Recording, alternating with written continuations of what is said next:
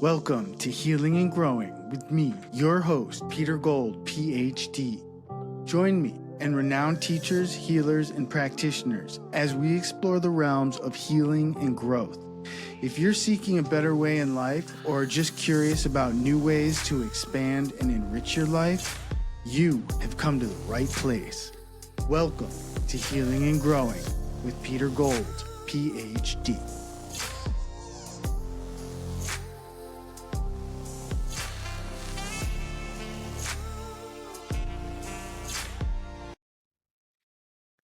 Lisette King is here. She is a trainer and master practitioner of neuro-linguistic programming, a master practitioner of hypnosis and mental emotional release, and a HUNA practitioner.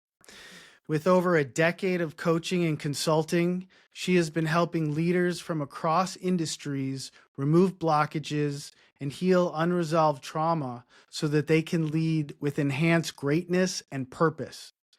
When not helping people rewire their brains for possibility and performance, she co-hosts the Honest Feedback podcast with her wife, Brittany King. I am pleased to have Lisette King here with us today. Welcome. Thank you, Peter. What an honor. Yeah, it's a pleasure to have you here. Thanks for doing this. And we know each other through our mutual friend, Jenny Jill Smith here in Portland, Oregon, and actually had brunch together about 5 months ago. That's where we initially met. So it's great to see you again virtually on the screen, and I can feel your energy just as it was in person. Oh, thank you, Peter. Yeah, one thing that I didn't get to share with you at that brunch is that I actually am an NLP practitioner as well. I did a month-long intensive residential NLP training with NLP Comprehensive in Winter Park, Colorado, a long time ago. Let's just say it was a long time ago. Yeah. So we have that in common, and I'm also a Reiki 1 practitioner, which my sense is, and I'm interested to learn here today, what the similarities and differences are between Reiki, which for listeners that don't know, it's a energy healing practice with hands that is just slightly off the body and comes from a Japanese tradition. But I'm interested to hear the similarities and differences between HUNA and Reiki, if there are any similarities. So maybe we could just start there. You could share a little bit about kind of what you do with the NLP side of things, and then how you bring the HUNA in and what that energy work is like. Yeah, absolutely. Well, first of all, thank you for asking. And I love that we have the same history at NLP. Yeah. So, for those that don't know, neuro-linguistic programming is our ability to affect change on an unconscious level, our subconscious mind, by being able to program our minds using our language. Yep. So neuro-linguistic programming. And what we do when we combine that with HUNA is, and my particular lineage, I belong to a 120 generation unbroken lineage of Hawaiian energy work. And so the mana, the energy is incredibly strong. I'm initiated in something that's similar to symbols like Reiki. We have 36 symbols that we work with. They're called opua. And the symbol is actually what calls the energy down. The power is not in the symbol itself, as I understand Reiki to be. Okay. When we use these opua to move energy or break energy up or speed time up or slow things down, which through the 36 energies, each one has a connection to the goddess, the feminine. And with these energies, we can move things within the person's spiritual, mental, emotional, and physical bodies. Okay. So it's through the goddess. Does that work with all genders? Yes, absolutely. Absolutely. So I say the goddess because what the Hawaiians believed was the first dichotomy. We all came from the po, the darkness, the first light. And the first dichotomy was the masculine and the feminine. So it's Kane, which is the masculine element, and the feminine is Navahin. And the Opua are the energies that belong to her. And so through this lineage, we get initiated in these Opua, in these symbols, and we're able to use them.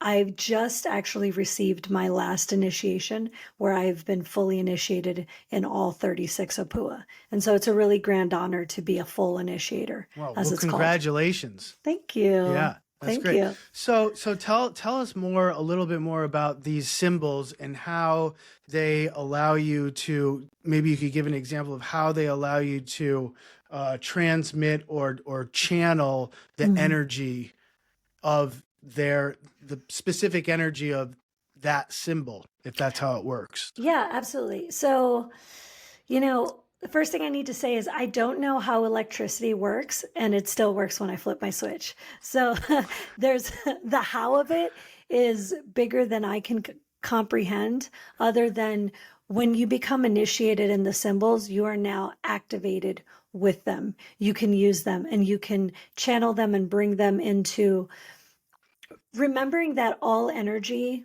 is everywhere. It's in the quantum. It's in the void. So it exists within you. It exists within me. It's just being fine-tuned into each energy and being able to activate that energy inside the other person.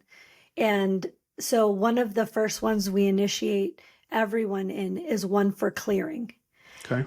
And so this energy, and they're all numbered and they all have very sacred names that I won't mention on the podcast. Sure. Okay. But when we call the energy forth, let's say this one, let's say you have a blockage inside, which I often, when I'm working with my clients, we're finding their limiting beliefs, their baggage, their anger, their sadness, the things that they haven't been able to yet unpack in their own lives.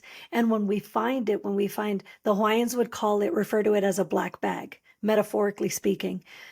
The first time you say have a trauma, let's say we have a little bag, and then the first marble is like, that's the first time it happened. And then the second time, the third time, and then this bag gets bigger and bigger and bigger.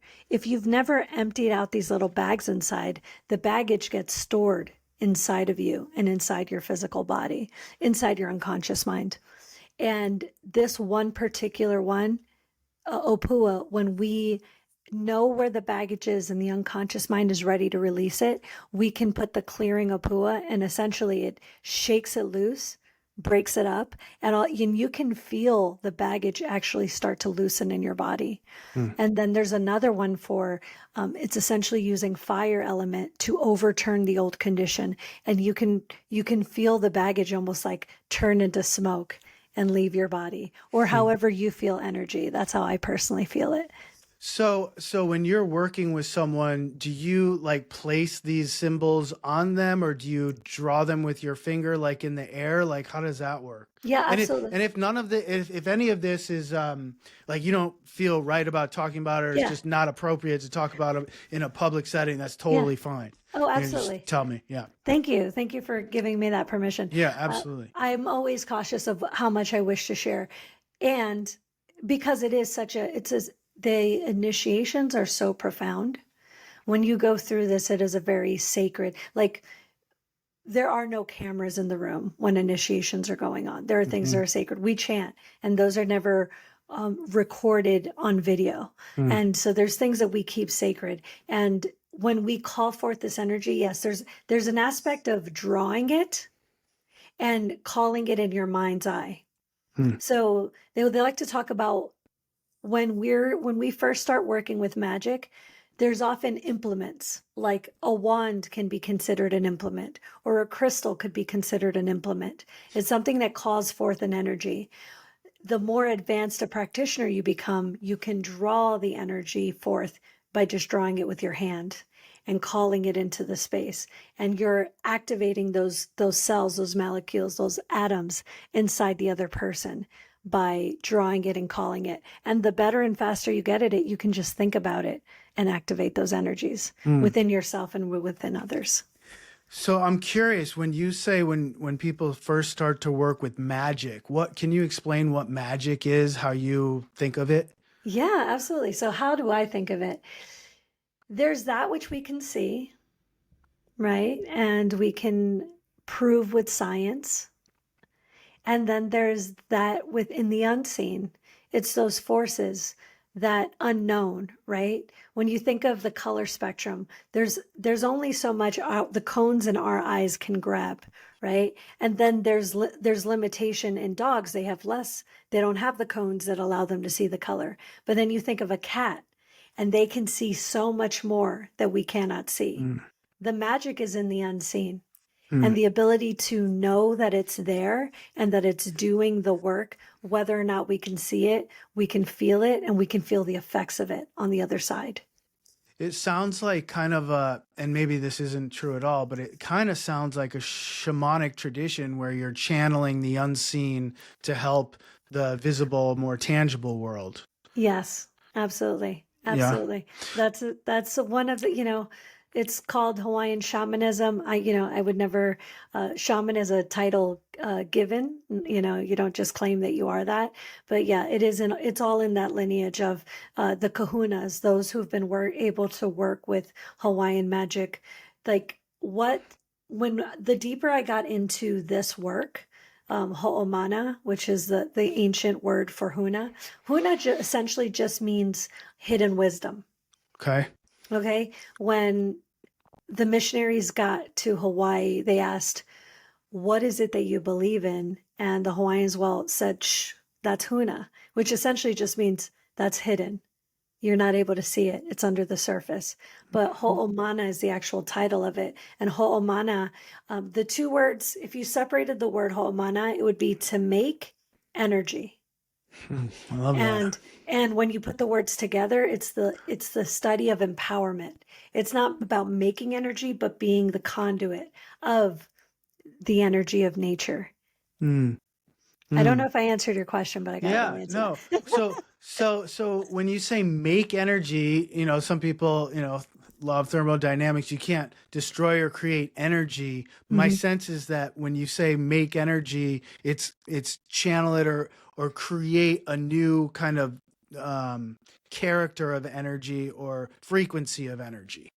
It's a calling forth of it. It's being able, it starts to get Okay. really fun and X-Men like. It's like calling forth fire energy. I'm assuming I could get as weird as I want Oh on this yeah, podcast. let's get Yeah, weird. great. Let's get weird. So,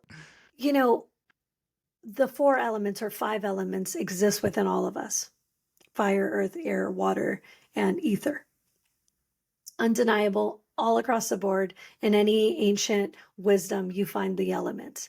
And we possess each one inside of us. And so when you can call it forth, for example, I was in a hot tub that had turned off, right, with some friends. And I was like, "You guys want to do something fun?" And they're like, "Yeah." And so I had everyone think of the hottest place they've ever been to and call it forth in their core, in their gut, and then send that heat into the hot tub. And everyone felt the hot tub heat up by a few degrees. Uh-huh. And we're just sitting there, we're like, well, now the hot tub's hot again. Uh-huh. And so it's not about making it, it's about calling it. Yeah. And being able to work with it and making it malleable and making it fun. And in my work, what we're doing is we're using the elements, we're using these energies, we're using this power to release that which you haven't released on an emotional level, or even deeper than just mental or emotional. Like, what if we released it on the spiritual level? What if we released ancestral baggage, genealogical baggage, and whether or not you believe in it, past life baggage that we bring in with us, the DNA that they call junk DNA. Like, what if it had a purpose? What if it was carrying the codes of our previous lives and our genealogy, and we can actually heal that? Yeah, there's a passage in the Tao Te Ching, or a lot of the Tao Te Ching, which is the Taoist tradition in China, talks about the master lets go. He loses, she loses, they lose every day. They lose and they lose and they lose so that they can be new. And that sounds like a similar orientation to HUNA, where it's about letting go, not acquiring. Yes. Would you agree with that? Yes. Does that? Absolutely. The more we let go of what's not us, the more we become who we're meant to be. The Hmm. more we become, in essence, our God selves, the part of us that's most connected to, that can be one with the elements, that can be one with, the more we are less of what we're not. You know, that you think of the Michelangelo, sorry, Right. the David, right? Uh-huh. Yeah. What Michelangelo did with David was Yeah. he chipped away what was not the Hmm. statue. And when Hmm. we release that baggage, we become more of who we are. We're light, we become lighter, and we become the light beings Yeah. that we are. Yeah, that's really interesting. That it's very different from a sculptor creating something with clay. Yeah. You know, it's two ways to go about it. One is adding, and one is taking away. Hmm. But I think the point to both is getting to the essence of, in this case, who we are, who our biggest, brightest, best self is. Yes, Would you agree with that? I mean, absolutely. that's the tradition that you come from. It's about more taking away than creating, because we already are who we want to be, we already are who we are. We already are divine self. It's just it gets caked on, and we need to remove things to become more of who we are instead of adding something to us to become who we are. Amen. Yes. Yeah. Which is interesting if you think about like consumerism, because it's kind of opposite of consumerism, where it's like, oh, you need this to become, you know, a better version of you. You need that to become a better Yeah. version of you. Where in these traditions, it's like, no, you need to let go more of who you're not, so who you are naturally just comes through. Yes. Yeah. Absolutely. Yeah. Absolutely. And you know, one of the things that I really honor, like speaking on consumerism, is that it's not about it's not about having less in general. It's about being able to do more.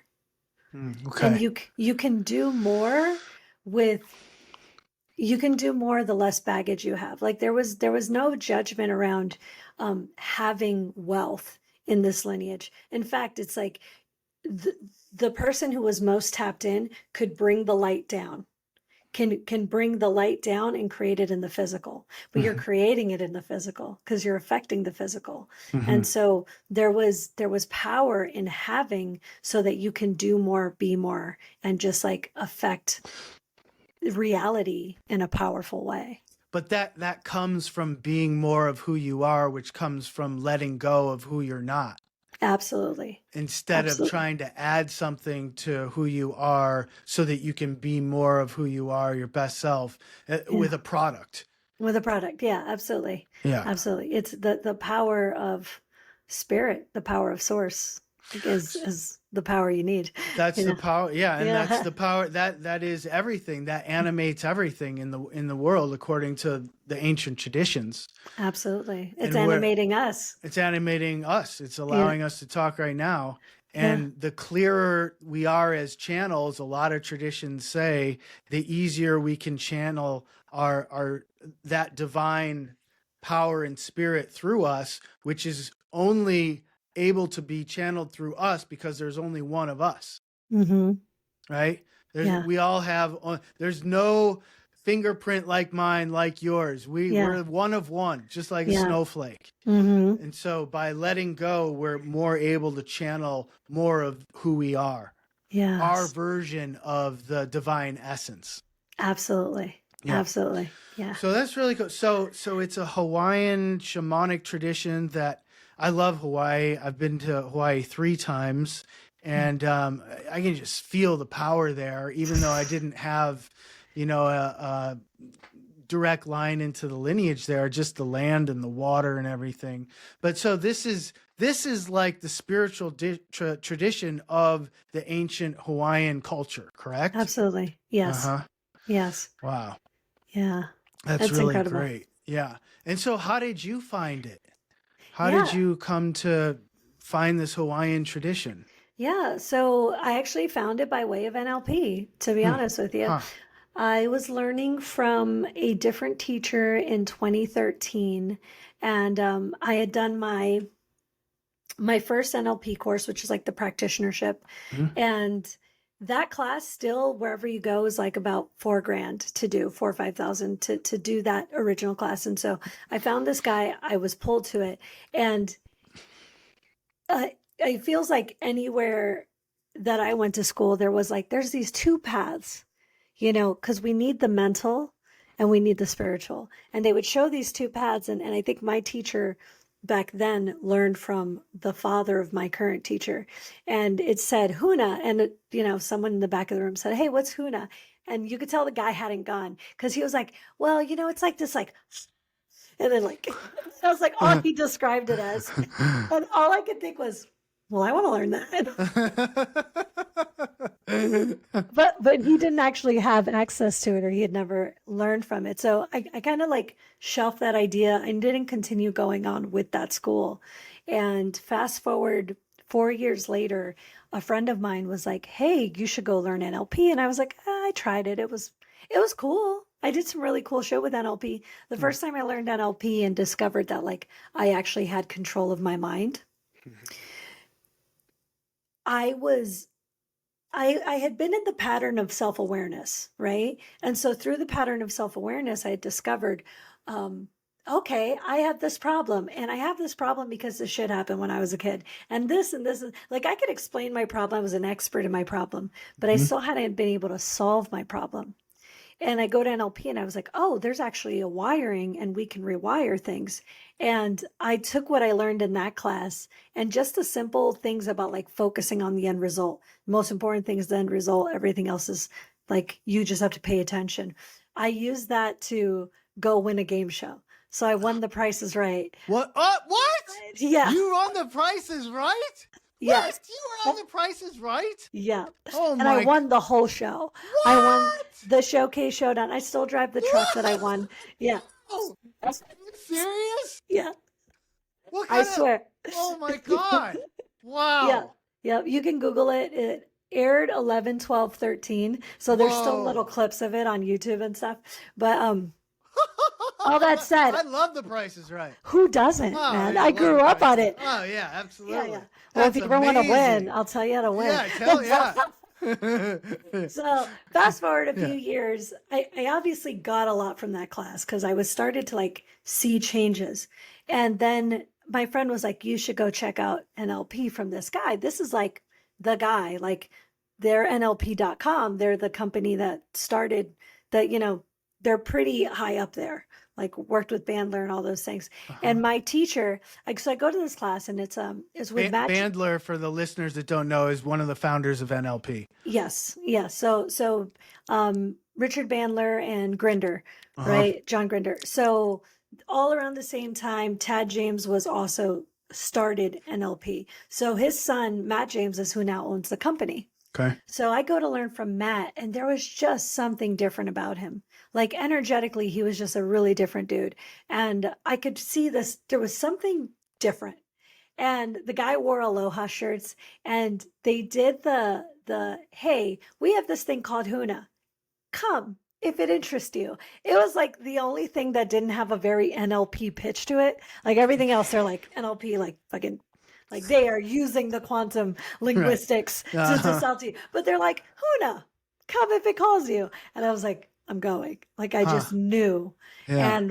And it felt like the missing piece. Like NLP is magnificent. It's wonderful. It's great to be able to change the programming in your mind. And, you know, I'm a practitioner of mental emotional release. That shit works. Like we can mentally release all the emotion so that all you're left with is wisdom. Like you can look in your past and you become the owner of your past. You tell your story from an empowered place. Yeah. And then I learned, and then I added HUNA to it. And all of a sudden it felt like everything that I'd been clearing out of me was so that I could prepare to run this energy through and to help at a higher capacity and a higher level. Wow. Well, when was that? When did you find HUNA? It sounds like for the second time, or hear of it from the second time. Yeah. Yeah. The first guy was like, yeah. And then the second one. And the second time was in 2017. was when I actually started like going to HUNA in Hawaii. Mm-hmm. Mm-hmm. Yes. And so what has been the difference that you've experienced personally and professionally as a coach and facilitator using HUNA with NLP versus just using NLP? Yeah. So again, both schools are, I have so much respect for everything that they've discovered about the mind. Like what I love about NLP is it's the model of excellence. You know this. It's the model of excellence. Who are the best therapists? Who are the best people who actually created change? Let's model their work and use it to create change and create therapeutic models that actually work. Mm-hmm. And so I loved it and it was magnificent. And then HUNA came into my life and I was like, there's a faster way. There's just such a faster way. Like I can guide you through your timeline and I can walk you through and I give you an experience and you're consciously, cognitively there for that entire experience. You know, I like to tell people, I'm like, we could take the NLP route. We can do this process. It's going to take about an hour and a half. We've already been sitting here for like 3 hours digging up your baggage. We can take an hour and a half to release all your baggage, or we can do it in like 20 minutes. Which do you prefer? Mm-hmm. I bet people go, does anyone ever choose the other one? You'd be like, you'd be surprised. There's some really heady people that are like, no, I want to be there the whole time. Like, I want to like consciously participate in it. With this, it's just like, let's blow out. Let's blast the baggage. Our good friend, Jenny, she calls it HUNA blasting. She goes, I feel like I could just drop off my brain to you. And then all of my stuff is gone. It's like picking up a car from the mechanic and all of a sudden the stuff is gone. And like, yeah, that's what we can do. And it's not to say you're not there. It's just, for me, it feels more thorough and efficient. And when we're working with things on a spiritual level, we're not just letting them go. Like we practice forgiveness. Forgiveness is a really big part of it. And sometimes you have to forgive someone over and over and over again. Then someday it's just like, oh, it's gone. I've watched people come to me with a problem like, I'm not good enough, a universal problem that they feel at the deepest level. And by the end of it, I'm like, so that old problem. And they're like, what problem? I'm like, yeah, that's right. Yeah, I mean, in my practice, you know, there's a tradition of psychology called control mastery, and it's a horrible name, but it's a psychodynamic approach to therapy. And the point of that therapy is to what they call disconfirm pathogenic beliefs. And a pathogenic belief would be a belief like, I'm not good enough, or I don't deserve to be this or that or whatever. And in preparing for this interview, I was thinking about how it seems like NLP and HUNA is going after the same goal of kind of disconfirming the pathogenic belief, proving that it's invalidating something that's not true. When so much of the time people operate under the idea or kind of they act according to things that aren't true, but they believe they are true. And that has to do with, you know, letting go of things that aren't you, that aren't, I guess you could say, serving your highest good or helping you to embody your truest self. You know, I was in graduate school and a professor of mine was saying, you know, and he was a brilliant guy. He was like, you know, there's so many names for the same thing in the discipline of psychology. If you want to call it like the Jungian individuation or coming into being able to channel more of your highest self, it's really kind of the same thing, coming closer and closer to your destiny maybe, or your expression of the truest essence within you. And it seems like HUNA and NLP, that's your kind of approach to releasing that or highlighting that or stimulating that in someone. And other traditions have other ways of doing it, but it's all kind of going towards helping people kind of be free in a way, be free to be exactly who they are and how they want to be. Yes. Amen. Yeah. It has found, you know, I always say, I will serve the best medicine I've ever found. Like that's who I am. I'm not, I'm not dogmatic about anything. I used to do this other seminar. I did a seminar called PSI seminars and loved it.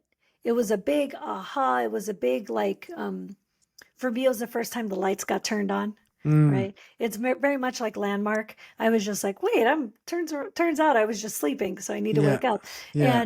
And I loved it. And I remember inviting people to that, and it was really exciting. And Yeah. then I discovered this, and I've gone, it's been a windy road. I study with John DeMartini, who I absolutely love. Who is he? I don't know him. Oh, Dr. John DeMartini's, Yeah. he's incredible. He's also started something called the Breakthrough. He has something called the Breakthrough Experience. And he has a way of, he fully believes in polarity. Like there is no right and wrong, like light and dark, shadow, like it's all one. And so it's about owning the things you disown in yourself by processing it by way of other people.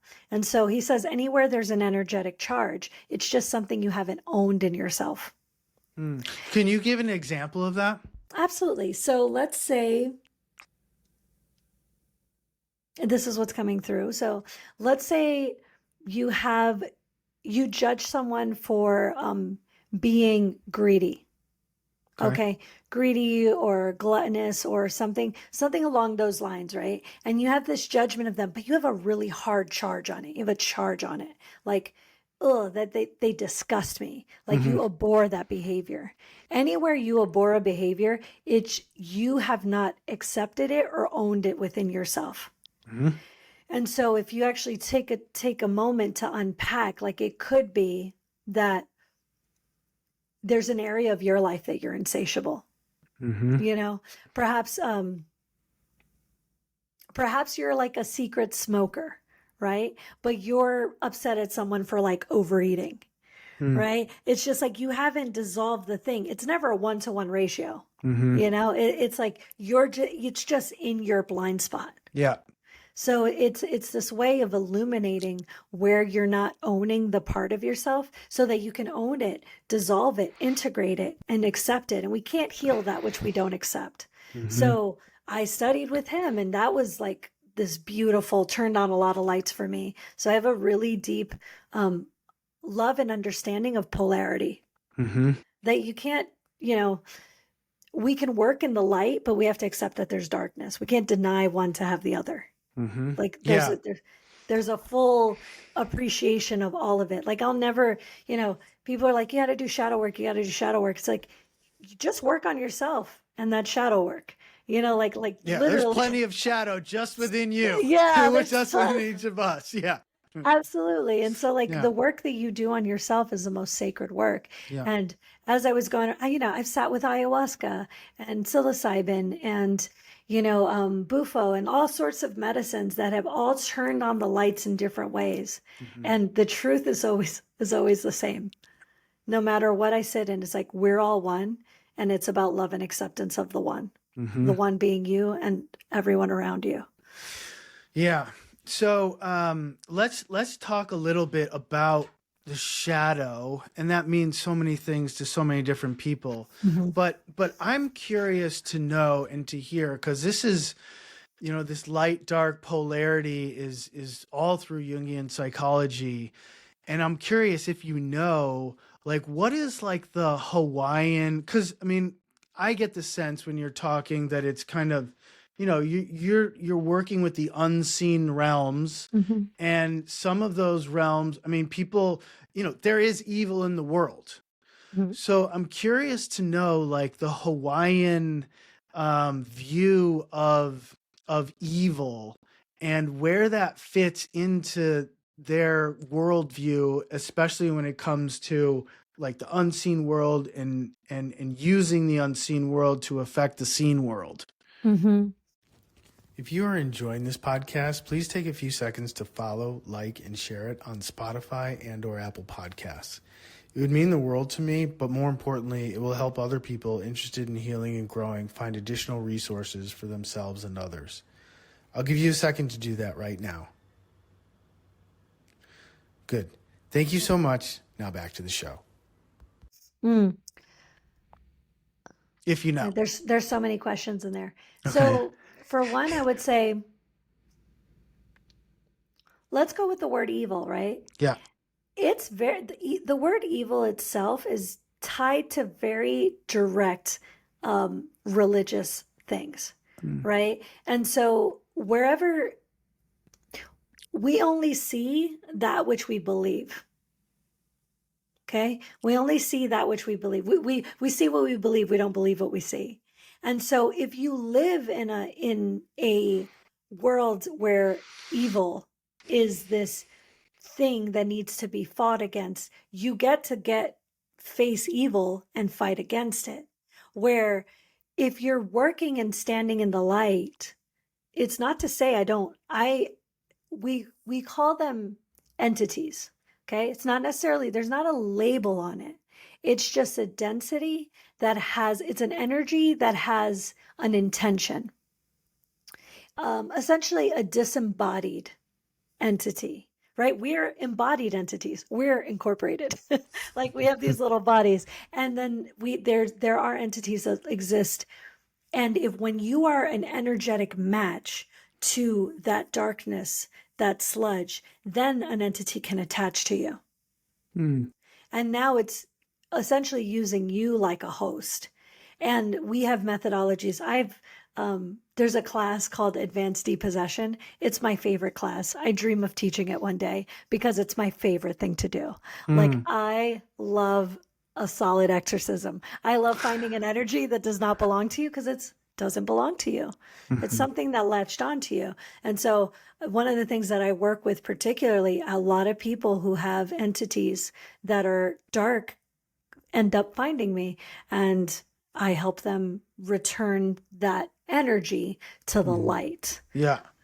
That sounds straight up shamanic to me. It's fun. You may not call yourself a shaman, but that sounds like, as I understand it, the work of a shaman. But you said something before. We don't believe what we see what we believe. Can you say more about that? Absolutely. So in the book Flow by an author's name who I cannot pronounce. Oh yeah, I have that book. You know it. Know it. Michele something. Yeah, it's a very long name. So the word is flow. Yeah. The book is flow. So in every moment, in every second, we're being bombarded with 2 million bits of information. 2 million bits of information. Everything is a bit of information. The way your headphones feel on your head, the way your shirt feels against your lower back, the way each toe feels in the sock or on the rug or whatever it is a bit of information, right? And on a good day, we can grab about 126 bits. Okay. So going back to, there's so much we cannot see. There's so much we can't see, and we grab the 126 bits that is in most alignment with the thing we believe at the deepest level. And so I'll give you an example. I go to paradise twice a year, minimum. I go to Hawaii twice a year, and I can find a miserable person that has something to complain about. We're in the same place. Yeah. This place is fucking paradise. It's beautiful. It's gorgeous. And they will find something to complain about. They see what they believe, not what's actually there. You know, and there are people who can find heaven and hell. There are people who could spend decades in prison and find who they are. Or in a concentration camp, or yes, wherever your oppressed people are in the world. Yeah. There is external oppression, and then there's internal oppression. Amen. And I think, like Eli Wiesel, for example, that's a great example of internal liberation amidst external oppression. Yes. Right? Yeah, absolutely. And then there are people that are internally oppressed, but externally they're in paradise. And they can't, there's nothing worse, I always say, there's nothing worse than being miserable in paradise. Yeah. Because it's like, then you have nowhere to go except inside. Because everything on the outside is paradise. It's perfect. Yeah. So it's not the outside. Mm-hmm. And that's not to obviously diminish or decrease the suffering of people that are in places where external oppression is creating great suffering on them for lack of resources, food, water, Of course. etc. But there's a difference, I think, between the internal oppression and the external. And we don't, a lot of the times, you don't have control over the external oppression, but you do have a lot of influence and a lot of power over your internal outlook. Absolutely. Absolutely. Yeah. So I want to talk. So I don't know. Just I had a few questions that I wanted to ask you. Yeah. Hit me with them. I'm curious about, for you, what the relationship is between helping someone accept things how they are, and then helping someone change. Like, what's the relationship between change and acceptance? Where do you see people, needing to accept things, and where do you see people needing to change things? I don't know if that's not a good question, but it's a great question. But choose whatever you want from that. Yeah. So change versus acceptance. Yeah, I don't think it's a versus. I think you need both. I think if we can't accept what has been, you can't change anything. For a very personal example, I had some traumatic stuff happen in my childhood, right? And for a very long time, I was suppressing it. I kept it hidden. Those black bags were hidden deep in my unconscious mind, and I would not look at it. And I wouldn't look at it. And I had many coping mechanisms. I would use sex and alcohol and cocaine and, marijuana. Yeah. I used everything to avoid doom scrolling. We avoid that which we don't want to accept. And it was in itself, it was a resistance to, I don't want to look at that. That didn't happen. And the wound is where the light gets in. And when I was able to go, actually face it and look at it and go, okay, so that happened. That happened. Should that have happened to a 6-year-old? Absolutely not. It was some sexual abuse in my childhood. It's like, should that have happened to a 6-year-old? Absolutely not. I don't think that 6-year-old deserved it. But when I'm 26 and I'm the one being an asshole, and I'm still holding on to that and still drinking all the time and still avoiding and doing anything to not look at the thing that happened, I'm not in acceptance. And I couldn't change. I couldn't change until I went, okay, so that happened. Am I going to be a victim to it? Or am I responsible for my life now? Am I going to be a cause for my life now? Or am I going to be at effect of this thing that happened when I was 6? And I looked at it, I accepted it, I loved it, and I loved me for overcoming it. And I cannot tell you how many people find me. I don't advertise as someone who helps people with recovering from sexual assault or sexual abuse or anything like that. And the amount of clients that have come to me and said, I've never shared this with anyone, but this thing happened. And I just get to be like, you're going to be okay. I got you. No matter how terrible you think it is, I've seen people overcome some of the worst things that no one should ever have to go through and come out the other side with acceptance, love, and being able to change their life in a powerful way. I love that. So inspiring. So inspiring. This podcast is called Healing and Growing. And I think you have to first accept what needs to be healed in order to grow into something more. Absolutely. Into some version of your best self or health yeah. I'm sorry that happened to you as a 6-year-old. Not your fault. It's never a kid's fault. Kids get blamed because they're the apparent problem or symptom, but they're innocent. Kids are innocent. Yeah. But, and it's what's wild about it is that as terrible as it was, I wouldn't trade it in for anything because the work I get to do today. I get to tell people and to be like, I walked through that. And there's nothing you can hit me with that I'm going to like, you're not going to sell me on your smallness. You're not going to sell me on the idea that you can't heal. I don't subscribe to that. That's not something I see in my reality. Like I believe everyone can heal, no matter how terrible the thing is that happened to them. People are not broken. They just need to remember that. Yeah, absolutely. I agree 100%. That is great. That is great to I just love examples of people that have taken the wound and created not only a gift for themselves, but a gift for others through their trauma. And you're a perfect example of that. Thank you. So, yes, you. Yay. Yay me. Yes, you. Thank you. Thank you. It's inspired work. Yeah. I live for it. Yeah. The relationship between, when we were talking, you have, and I was looking on your website, you have sessions called breakthrough sessions, right? Yes. And so I'm curious what those are like, and if there's, and maybe this is a false dichotomy again, but between breaking through and healing things, and maybe you already answered this in the last question, but does a breakthrough include healing in your sessions? Yeah, absolutely. So it's funny, in our school, we careful not to use the word healer, because if you're the healer, then you're the one doing the work, and people become dependent on you. Yeah. But do healings happen in my work? Absolutely. I believe that I help people heal through a higher perspective.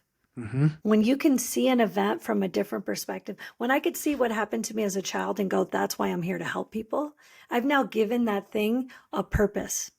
I've now discovered something that's so much bigger than what happened for me personally. So when I'm doing a breakthrough session, it's called a breakthrough because at some point you will see life through a new perspective. And that once you see outside of that problem, once you see outside that box, you can't go back into it. It's not to say that your life, I like to say, healing is a lifelong journey. You know, you're done when you're gone. You know, you're done when you're gone. Because once you've done all your work, now you start to heal for the collective. Now you start to heal on a bigger level. And so we're never done. So I like to say your life will not be like, don't expect for it to be perfect, but you'll be more equipped as life comes at you. You'll have the pause between the stimulus and response. And in that pause is the chance to make another choice. And in that choice, that's magic. That's how you change your life. Like, to make a different choice that wasn't how you used to operate, your life, the trajectory of your life changes forever. And so in a breakthrough session, what I'm doing is we're digging deep into your history, deep into your life. It's a day-long session. We're in it together between like 6 to 8 hours where we're unpacking all of your baggage. Like, you're coming to me, we're unpacking everything. I like to tell people, you're going to tell your story like it's the last time you're telling it. So go hard on your victim story. Like, let me have it. Tell me how terrible it was. Show me on this doll where they touched you. No, like, let's get into it. And when you hear your story ad nauseum, first of all, you start to connect the dots. You're like, fuck, are you starting to see how that connects with that and that? You see how your 6-year-old is still driving the wheel and dating the people nowadays? And, I could point those things out. Do you see why you might be staying in this type of relationship? Do you see why you might be staying at a dead-end job? Because it's all you've ever known. The unconscious mind, I like to say it has 2 main jobs. Right. It has to keep you alive and make you right. Those are the 2 umbrella jobs. There's lots of little jobs in between. I'm actually writing a book on this right now. So cool. There's a lot of subcategories of jobs, but on the highest level, its job is to keep you alive and make you right. And what has been survived is now considered survivable. And so once you've survived something, let's say abuse in your childhood, now you become an adult and you're looking for a relationship, and you might go, well, I don't know what it's like to be fully loved. I've survived abuse. So let me just continue to date people that abuse me. Maybe slightly differently. Maybe my dad hit me, but this person only emotionally abuses me. But this is safer because I've survived it. And then your unconscious mind makes you right by grabbing the 126 bits that makes you right about that thing. I'm in these kinds of relationships because I'm not good enough for a real relationship. I can't break this ceiling on money because I don't deserve any more than that. Because people with that much money are evil or whatever. Pick the story. I've heard a lot of them. Yeah. And when they realize that the person who has them in the cage is themselves, and they unlock the door and walk out and realize that it's that belief system and they put it behind them, the trajectory of your life changes. Mm-hmm.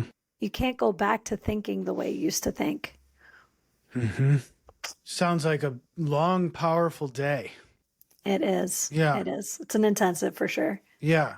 And sometimes that's needed, you know. I mean, I see people once a week for an hour, and I've been to, you know, I saw my therapist in Santa Fe for 3 hours minimum. That was like once a month for 3 hours. And I think there's something about a compressed amount of time, even if it's not, you know, every week or whatever. If you spend 3 hours or 8 hours in one day, it allows you to go deeper. It takes time. Yeah. It really takes time to really go deep with things. So that sounds like an amazing experience. And then what's usually the process, just to hear a little bit more, for folks after that breakthrough session? Do you follow up with them after? Yes. Do you refer them to someone to process the Yeah. depth of work that they've done? Like, what's the usual progression after a deep dive like that? Yeah. So I stay with them for an integration period. Okay. We stay together for about 2 to 3 months. I'm available. Like, I've sat through really heavy medicines, you know, like I've sat through ayahuasca, and you sit in those medicines, and if there's not integration afterwards, Yeah. you could just feel unraveled. Yep. You could just feel undone and all those things. And I'm a big advocate for continued integration and services of that kind for any sort of medicine work. And you know, I've had people who serve medicine sit with me and they're like, "Oh, you serve medicine?" I'm like, "I do."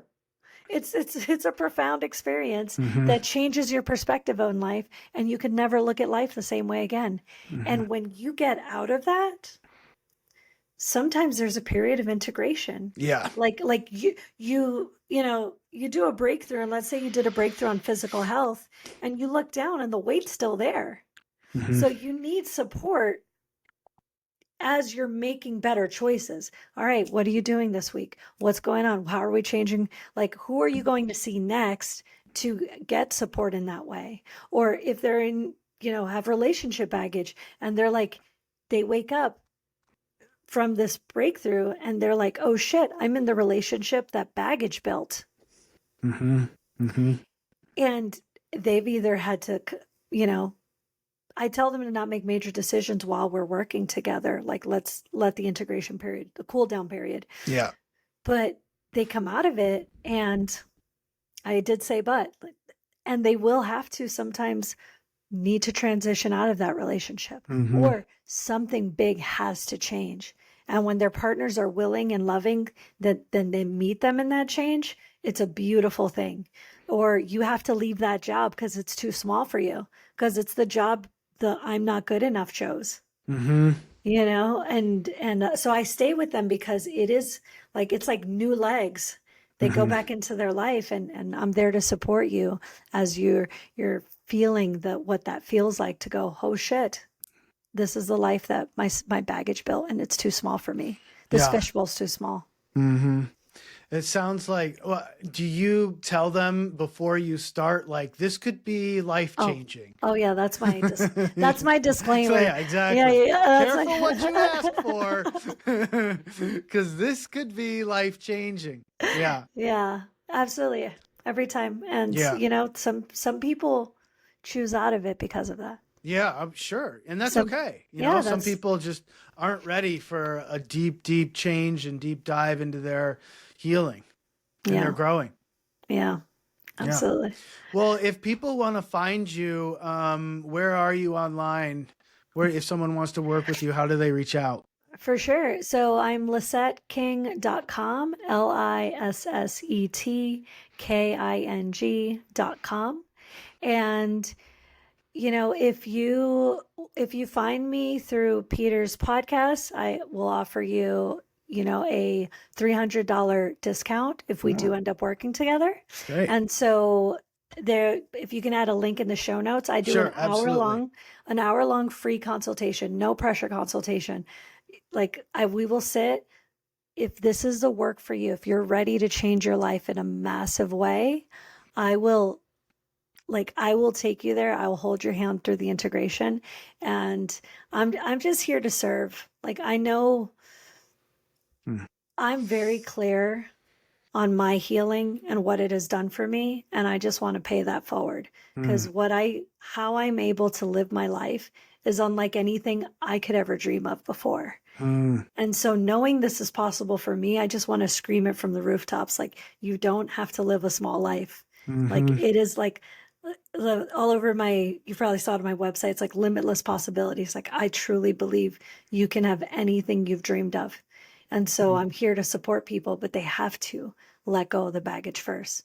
You have to let go of what you're not to receive who you are, what you truly are, and what you deserve. And that could be a big deal, big ask, a big endeavor to let go of past identity. Yeah. And you have to be willing to let go of that. If you want to change, you got to change. Yeah. And if you're not willing to change, then, maybe now's not the right time, and that's okay. It's okay. I've been doing this work for years, so I'll be here when you come. You'll be here. But it sounds like really deep, powerful medicine that, to use your words or whoever said it, that you're serving. And this is not for someone that just wants to have their baggage affirmed. This is for someone that wants to really change their life. Yeah, sounds like. Yeah. Mm-hmm. Well, thank you. Thank you for offering this work. Thank you for healing yourself so you could heal others. Thank you for being on this podcast. And if anyone wants to reach out to Lisette, please do. She's Lisset King. I'm Peter Gold. Thanks for tuning in. We'll talk to you next time. All right. Thank you.